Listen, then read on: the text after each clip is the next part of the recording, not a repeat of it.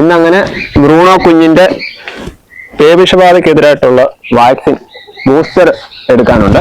അതായത് നമ്മൾ കൊച്ചു കുഞ്ഞുങ്ങൾക്ക് ആദ്യത്തെ ഒരു വാക്സിൻ കൊടുത്തു കഴിഞ്ഞാൽ പിന്നെ ഒരു 25 ദിവസത്തിന് ശേഷം സെക്കൻഡ് ഡോസ് അതിൻ്റെ തന്നെ കൊടുക്കണം. വലിയ ഏകദേശം ഒരു വയസ്സിനൊക്കെ മുകളിലുള്ളവർക്കാണെങ്കിൽ ബൂസ്റ്റർ കൊടുത്തില്ലെങ്കിലും കുഴപ്പമില്ല, അത് ഒരു ഒറ്റ കുത്തിവയ്പ്പിൽ ഒതുങ്ങും. പക്ഷേ കുഞ്ഞുങ്ങൾക്കാകുമ്പോൾ പാർവോയുടെ ആണെങ്കിലും മറ്റുള്ള വാക്സിനുകളാണെങ്കിലും ഒരു ഡോസ് കൊടുത്തു കഴിഞ്ഞാൽ ഒരു 10-30 ദിവസത്തിനുള്ളിൽ തന്നെ അടുത്ത ഡോസ് കൂടെ കൊടുക്കണം. എങ്കിൽ മാത്രമേ അവർക്ക് ആ പ്രതിരോധ ശേഷി പൂർണ്ണമായിട്ട് കൈവരിക്കാൻ സാധിക്കത്തുള്ളൂ. അപ്പൊ ഇപ്പം കുത്തിവെക്കാൻ ആള് വരും. കുത്തിവെക്കാൻ ആള് വരുന്നോണ്ട് ഇങ്ങനെ ഇരിക്കുക, എടുത്ത് വെച്ചേക്കുക. ൂണയ്ക്ക് പിന്നെ വഴക്കൊന്നുമില്ല. കുത്തിവെക്ക് ആദ്യത്തെ വീഡിയോ കണ്ടായിരുന്നല്ലോ, അപ്പൊ അതുകൊണ്ട് വലിയ വഴക്കൊന്നുമില്ല. ഇങ്ങനെ ഇരിക്കുക, കുത്തുകൊള്ളാനായിട്ട് ഇങ്ങനെ തയ്യാറായിട്ടിരിക്കുക. ഇവിടെ കളച്ചെറുക്ക കുത്തുകൊള്ളാതിരിക്കൂല്ലേടാ. നിങ്ങളുടെ വീട്ടിലൊക്കെ കുഞ്ഞുങ്ങളെ വളർത്തുന്നവര് ഉറപ്പായിട്ടും പേവിഷബാധക്കെതിരായിട്ടുള്ള കുത്തിവെപ്പ് മസ്റ്റായിട്ട് എടുക്കണം. കാരണം അഴിച്ചുവിട്ട് വളർത്തുന്നതാണെങ്കിലും ഇവനിപ്പോ ആണെങ്കിലും വെളിയിൽ നിന്നല്ലേ കിട്ടിയേ. അപ്പൊ കൊണ്ട് കളഞ്ഞാണെങ്കിൽ തന്നെ നമ്മൾ ഇഞ്ചക്ഷൻ കൃത്യമായിട്ടുള്ള സമയത്ത് എടുത്തണം. അതേപോലെ തന്നെ മൾട്ടി കമ്പോണന്റ് വാക്സിൻ, അതിനെക്കുറിച്ച് ഒരു വീഡിയോ ഞാൻ ചെയ്യാം. അത് ഉറപ്പായിട്ട് എടുക്കണം. അത് 5 അസുഖങ്ങൾക്കുള്ള ഒരു കുത്തിവെപ്പാണ്. 5 അസുഖങ്ങൾക്ക് എതിരായിട്ടുള്ള ഒരു കുത്തിവെപ്പാണ് മൾട്ടി കമ്പോണന്റ് വാക്സിൻ. അതും കൊടുക്കുന്നുണ്ട്. അതിപ്പോൾ ഇത് കൊടുത്തതിന് ശേഷം എൻ്റെ ബൂസ്റ്റർ കൊടുത്തിട്ട് പിന്നെ ഒരു 10-25 ദിവസം കഴിഞ്ഞിട്ടാണ് അടുത്തത് കൊടുക്കുന്നത്. അപ്പൊ അതിന്റെ എല്ലാം ഡീറ്റെയിൽസ് ഞാൻ ആ സമയത്ത് ഇടാം. മൾട്ടി കമ്പോണന്റ് വാക്സിൻ എന്ന് പറഞ്ഞു കഴിഞ്ഞാൽ ഏകദേശം 5 അസുഖങ്ങൾക്കെതിരായിട്ടാണ്.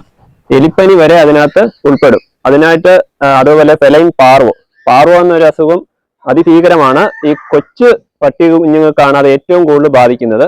അതുകൊണ്ട് നിങ്ങൾ ഈ കെന്നൽ സ്ഥലങ്ങളിൽ നിന്നൊക്കെ എടുക്കുമ്പോൾ കുഞ്ഞുങ്ങൾക്ക് അതിന്റെ ഒരു ബൂസ്റ്റർ അല്ലെങ്കിൽ ആദ്യത്തെ ഒരു ഫസ്റ്റ് ഡോസ് എങ്കിലും എടുക്കുന്നിടത്തു നിന്ന് വാങ്ങിക്കാൻ ശ്രമിക്കുക. അല്ലെങ്കിൽ അവർക്ക് പ്രത്യേകിച്ച് ഈ കൊച്ചു കുഞ്ഞുങ്ങളെ ചിലർ കൊണ്ടുപോയി ആ ഒരു വാക്സിന് വേണ്ടി കൊണ്ടുപോയിട്ട് ആശുപത്രികളിൽ കൊണ്ടുപോകാറുണ്ട്. അവിടെ കൊണ്ടുപോയി തറയിലും ഒക്കെ കൊണ്ടുവിടും. അങ്ങനെ വിടുമ്പോഴുള്ള കുഴപ്പമെന്ന് വെച്ച് കഴിഞ്ഞാൽ അവിടെ ഈ പാർവോ ഉള്ള പട്ടിക്കുഞ്ഞുങ്ങളെ അല്ലെ വലിയ പട്ടികളെയൊക്കെ കൊണ്ടുവന്നിട്ട് ഇഞ്ചക്ഷൻ എടുക്കാൻ കൊണ്ടുവന്നുണ്ടാവും. അവർ വയ്യാതെ കിടക്കുന്നവരായിരിക്കാം.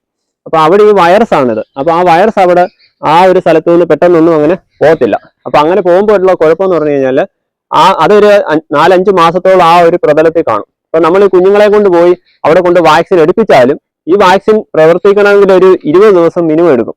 അത് ഏത് വാക്സിൻ ആണെങ്കിലും 20 ദിവസം ആവണം ഇവർക്ക് ആ പ്രതിരോധ ശേഷി കിട്ടിത്തുടങ്ങാൻ. അപ്പൊ ആ സമയത്തിനോടകം കുഞ്ഞുങ്ങളെ ചാവും. അങ്ങനെയാണ് എൻ്റെ ഒരു സുഹൃത്തിനും അങ്ങനെ അബദ്ധം പറ്റി. അവരൊരു ജർമ്മൻ ഷെപ്പേർഡ് കുഞ്ഞിനെ വാങ്ങിച്ചു.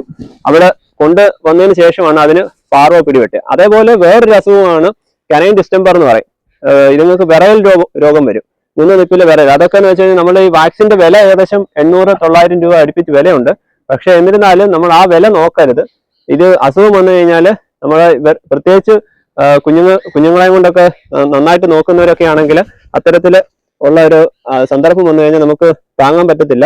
അതുകൊണ്ട് എല്ലാവരും മൾട്ടി കമ്പോണന്റ് വാക്സിന് മസ്റ്റായിട്ട് എടുക്കണം. പേവിഷബാധക്കെതിരായിട്ടുള്ളത് ഉറപ്പായിട്ടും എടുക്കണം. നുണക്കുഞ്ഞിന് ഇപ്പൊ കുത്തുകൊള്ളാൻ പോവാം. അതുകൊണ്ടൊന്ന് പറഞ്ഞതേ ഉള്ളൂ. ചക്കരക്കുട്ട